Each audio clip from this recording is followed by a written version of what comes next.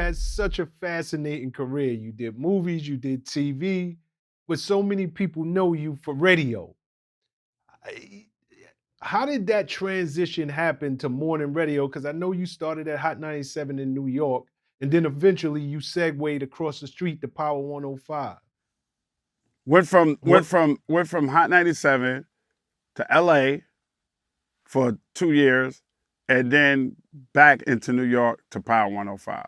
Hot 97 happened because they were looking for somebody to give validity to the station when they switched from a dance station to a hip hop station. And Dre and I was all over the place. And we asked did we want to do morning radio, and I was like, nah, I'm good.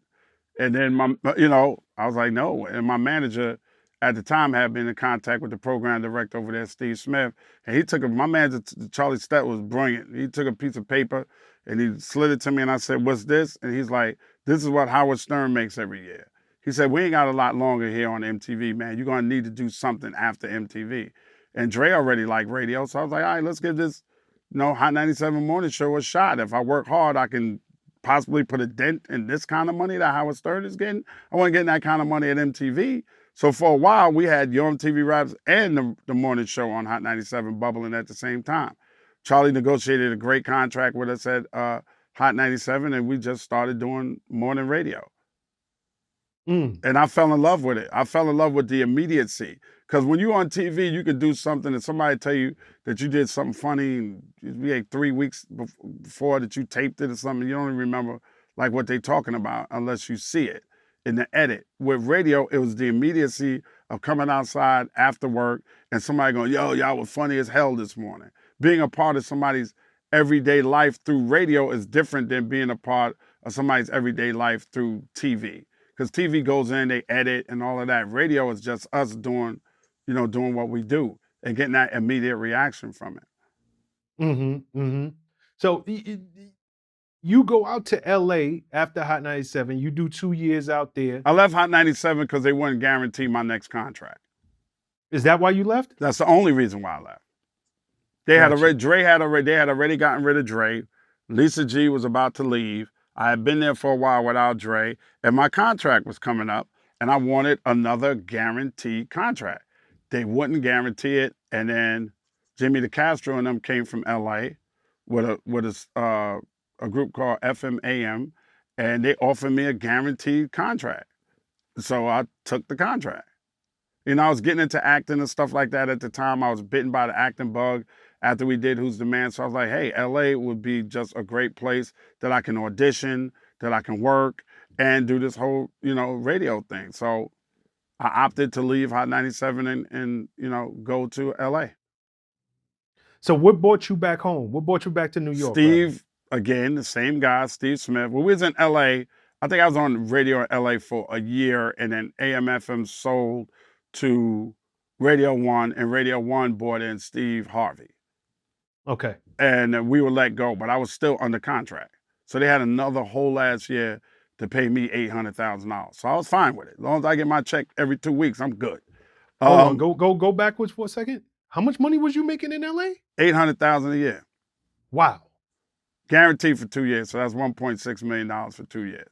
So you literally had a year off. Well, yeah, just getting a check. Sitting home in LA, doing different stuff. Like I was in the garage band on Jim Belushi's show, according to Jim. So I'm a recurring character. So I'm working there every 2 weeks, every 3 weeks, or whenever they call me. I did Jamie Foxx when I was out there. I did Moesha when I was out there. So it was, there was stuff that was going on. Dre and I did a couple of B movies. So there was stuff that was going on. I believe that's during the time I did Undisputed too.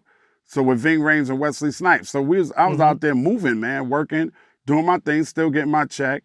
And right around that, actually worked for Magic Johnson Music for a little while too. So right around that time, when that check was rolling out and I knew something else needed to start happening, going through a divorce, which was hard, Steve called me and said, hey, do you want to come back to New York and do radio again? I was like, what's the station? He was like, remember that station, Jammin' 105? I was like, yeah. He said, we're going to flip that into an all hip hop station and put some heat on Hot 97's ass. I was like, absolutely. Negotiated the contract. I didn't have no real ties in LA anyway. I had friends out there, but, Wasn't nothing that was keeping me there. And my kids were already here, my two youngest, and I went through that divorce. So I get to come back, be home, and be close to my kids again and do what I love to do, radio. Yeah, why not? It's a no-brainer. No brainer. No-brainer. Okay, did they keep you at that salary when you came back? Or Yeah. did you get it? Oh, Yeah? yeah. Oh, yeah. So the money was good. This is a good time of life. The money is rolling. This is a beautiful time of life, bro.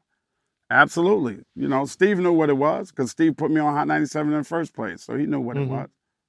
How long was you at Power? Wow. 5, 6, maybe 7 years. Long time. I'll never get to So- do my 10-year bid like I want to. What was it? Wasn't it? And correct me if I'm wrong. Didn't you have an opportunity to interview Oprah at some point? Yeah. Yeah. Where was you at that time? And In how did that afternoons. even come? Afternoon. You was in afternoons. Right. It was a while that they had broke up the morning show. Dre was gone again. Different co-hosts with me. And they came to me and say, we have an opportunity to get Star from Star Buc Wild. And I was like, okay. And they was like, would you want to work with Star and y'all two do a morning show together? I said, Star and I are two different dudes, love them to death, but we're both alpha males. Who's going to lead? You can only be one lead. Right? So I was like, nah, no, I don't want to do that. What y'all got in mind? It was like, you could do afternoons. So I was like, oh, that's easy. You ain't got to be there till a certain time and you still get off in time to go hang out. You know what was going on in New York at that time. That means I can hang out all night and don't have to worry about getting up early for a morning show. And, let's negotiate the bread. So they negotiated one salary for afternoons and then another salary in case they have to bring me back to mornings because they knew Star Buc Wild, anything can happen, right? So they were going to gamble on that, but they still kept me under contract for mornings. So I'm doing my afternoon joint. I got people coming through. Jamie Foxx comes through. That's my man. Knew him when I lived in LA. Hung out with Fox a lot of times. Did the Jamie Foxx show. Fox comes through and he's talking about, and I go, yo, you close with Oprah, right? And that's when all the controversy with Oprah about Oprah don't like rap music and she didn't include Ludacris when, what was that movie, Traffic? She didn't Crash. Right. She didn't invite Ludacris. When they won the Oscar for Crash. Right, and Ludacris she didn't invite Ludacris because of the misogyny she felt was in his lyrics and all of that.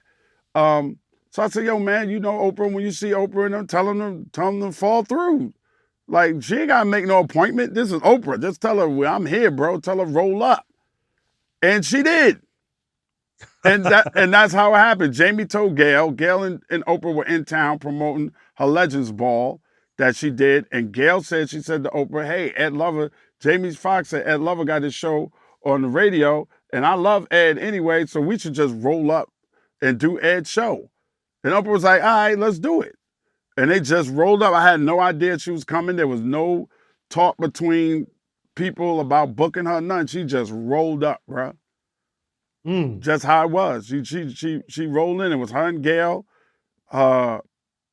PR person, and 2 security. And one came up with her and the other one stayed down in the lobby. And I wasn't there. I wasn't even in the building, Prez. I wasn't in the building. I left early because my cousin, the guy killed in his wake, was that night. And I wanted to go home and get myself ready for the wake. I wasn't even in the building. I was halfway down the block in my truck when they called me and told me Oprah was there looking for me. And I hung up on them the first time. Like, man, y'all play too much. Get out of here. Y'all know I'm grieving. I got stuff to do. And they called me back. I was like, yo, you need to get back here. Oprah is in this lobby in the green room looking for you. So I jumped out my truck, had my assistant take the truck back and put it back in the garage. And I roll up in there and she's like, hey, baby, I'm looking for you. And we walked right in the studio and sat her down, gave her some headphones. And whatever song was playing, I turned that shit off. Said, we ain't wasting no time. Ladies and gentlemen, you are not going to believe who's here. Oprah Winfrey. And she's like, hey, Wow. Crazy. Everybody Wow. in the whole studio came running around to look at me interviewing Oprah. This has got to be one of the highlights of your life. Like, you mentioned a lot of iconic people throughout this interview. Bill Cosby, Mike Tyson, Tupac Shakur. Where does Oprah fit into the grand scheme of your life? Man, right there, bro. Right at the top of right there, somewhere at the top of the pile, because it didn't even stop it didn't stop from there, man. It was when she came back to do a live show in New York. We were the only show that she called in to promote the joint on. We were the only show that was alive to do the live broadcast from there. She gave me tickets from my mom's and them to come see the show, and then came downstairs in the lobby while we was doing the live broadcast to say what's up to me and to give me hugs and give me love, and then went and got my mom's out of line and put my mom's in a better seat. My mom's and her friends in a better seat at the show, and then mentioned me on the show. Her and Gail mentioned me on the Oprah Winfrey show. I was like, wow. You know, always, she cool, bro. She mad cool.